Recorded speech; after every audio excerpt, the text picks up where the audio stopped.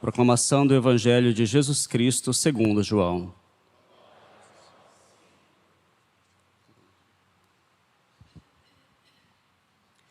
Naquele tempo disse Jesus aos judeus: Se eu der testemunho de mim mesmo, meu testemunho não vale.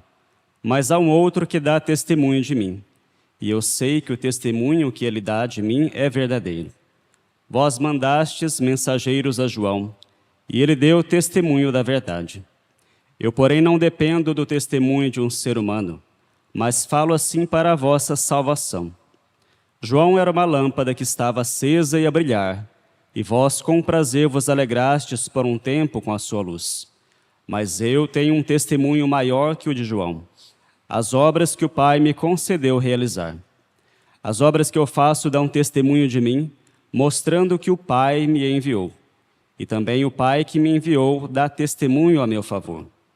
Vós nunca ouvistes sua voz, nem vistes sua face, e sua palavra não encontrou morada em vós, pois não acreditais naquele que ele enviou.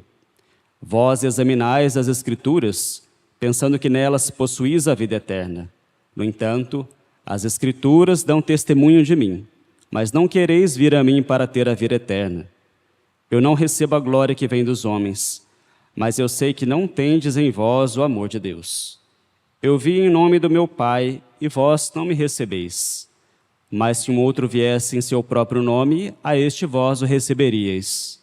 Como podereis acreditar, vós que recebeis glória uns dos outros, e não buscais a glória que vem do único Deus?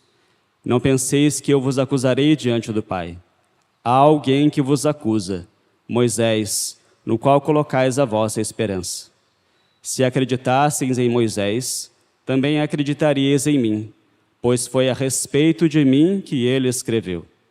Mas se não acreditais nos seus escritos, como acreditareis então em minhas palavras? Palavra da salvação.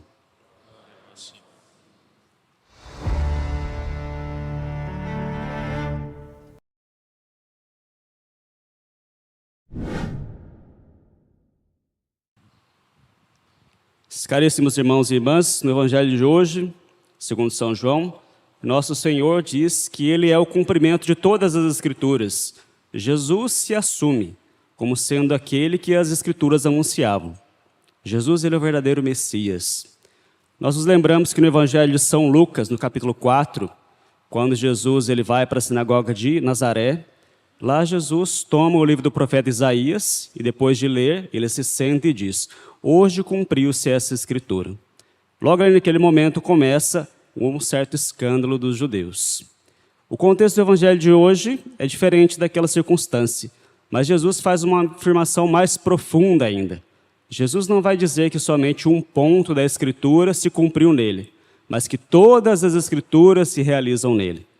Nós estamos no capítulo 5 do Evangelho de São João, e os episódios anteriores são os seguintes: Jesus havia curado um paralítico que não tinha fé no dia de sábado, e isso criou uma indisposição com os judeus, porque Jesus de fato realizou um prodígio, um milagre, e ali ele mostrou que ele era alguém extraordinário, porque Jesus havia violado o preceito do sábado, dizendo que ele era maior do que o sábado.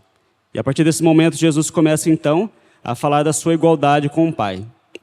No Evangelho de ontem nós ouvimos Jesus dizer que ele trabalha, que o Pai trabalha e ele também trabalha. Ou seja, Jesus começa a se igualar ao Pai. E agora no Evangelho de hoje, nosso Senhor vai, com todas as letras, com toda a clareza, dizer que ele e o Pai são um. Ou seja, Jesus, ele não é somente um profeta, Jesus não é somente o Messias, não é somente aquele do qual as Escrituras anunciavam. Vejam, toda a religião judaica era voltada na expectativa do Messias. Todo culto, seja do templo, seja das sinagogas, seja da meditação das Escrituras, daquilo que foi escrito por Moisés, tudo apontava para o Messias. E Jesus aqui ele se assume como Messias.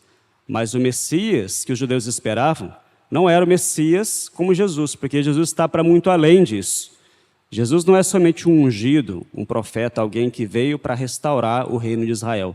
Jesus, ele é o próprio Deus encarnado. Jesus, ele é homem, mas ele é Deus. E é isso que vai causar o profundo escândalo dos judeus. É isso que vai levar Jesus depois à morte. Qual foi a razão de os judeus condenarem Jesus à morte? Foi porque ele se igualou a Deus. Não suportaram isso.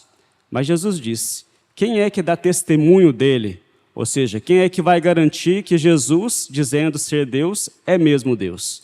É o Pai, através das obras que Jesus realiza. Os milagres de Jesus, tudo aquilo que ele faz em nome do Pai, dão testemunho dele. Mas ainda assim, os judeus não acreditavam, porque tinham uma dureza de coração.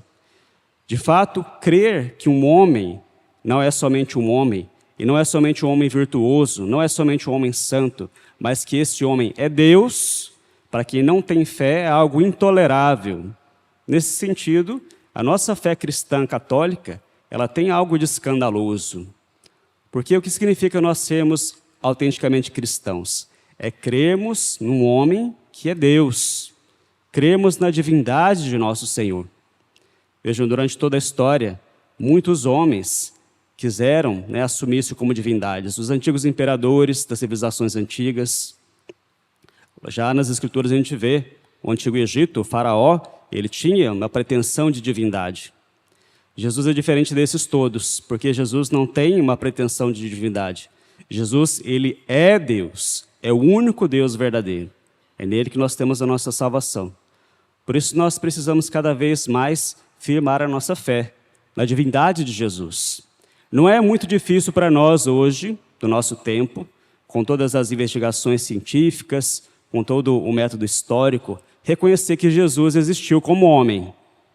Todos os grandes historiadores, eles são unânimes em dizer que, de fato, existiu um homem, há 2000 anos atrás, que viveu na Palestina, Jesus de Nazaré, que realizou algumas coisas. Não somente as Escrituras dão testemunho de que esse homem existiu, mas vários outros escritos da época. Então é inquestionável que Jesus de Nazaré realmente existiu como homem. Mas nós precisamos crer que esse homem, ele é Deus. Ele morreu e ressuscitou. E ele é a causa da nossa salvação. A Igreja Católica, há 25 anos, no pontificado do Papa João Paulo II, emitiu um documento chamado Dominus Jesus. Esse documento ele foi escrito justamente para afirmar que Jesus ele não é somente homem, mas que Jesus é Deus. Essa é a nossa fé autêntica. Nós não devemos procurar em Jesus algo além disso, ou seja, obviamente Jesus é muitas coisas. Jesus foi um grande homem, um grande profeta. Jesus ele foi um líder, obviamente. Jesus ele foi um grande psicólogo. Jesus ele foi um mestre. Jesus ele foi tantas coisas. De fato ele foi. Mas nós não podemos reduzir Jesus a essas características. Jesus ele é infinitamente maior do que isso, porque ele é Deus. Então essa é a nossa fé. Nós precisamos cada vez mais acreditar nessa divindade de Jesus, senão a nossa fé se torna vã. Nós vamos depositar a nossa esperança em alguém que é somente humano, nós vamos com toda certeza nos frustrar. E ninguém faria isso. Mas para isso é necessário ter o olhar da fé. Aqueles que acreditaram em Jesus, reconheceram nele o Messias, reconheceram nele a divindade que ele mesmo se autoproclamava. Mas aqueles que endureceram o coração, que não tiveram fé, o mandaram matar. Nós, na nossa vida, temos muitas provas de fé.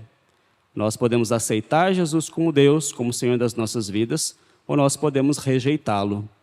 Nesse caminho quaresmal, nós somos chamados a crescer na fé, ir conhecendo cada vez mais Jesus. As meditações que a liturgia nos traz, do Santo Evangelho, das Escrituras, deve fazer suscitar no nosso coração uma única coisa: a fé em Jesus de Nazaré, que é verdadeiro Deus e verdadeiro homem. Se nós não cremos nisso, a nossa fé, ela toda cai por terra.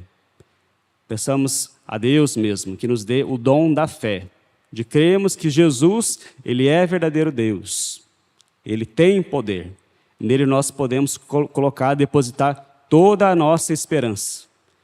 Assim como vai dizer São Pedro na sua primeira carta, aliás, no seu discurso nos Atos dos Apóstolos, que não há nenhum outro nome debaixo do céu pelo qual nós seremos salvos, mas somente o nome de Jesus, porque ele é Deus e ele é homem. Por isso que ele pode nos salvar. Que Nossa Senhora nos ajude a crescermos na fé e jamais duvidarmos de quem é Jesus e colocarmos nele toda a nossa esperança. Louvado seja o nosso Senhor Jesus Cristo.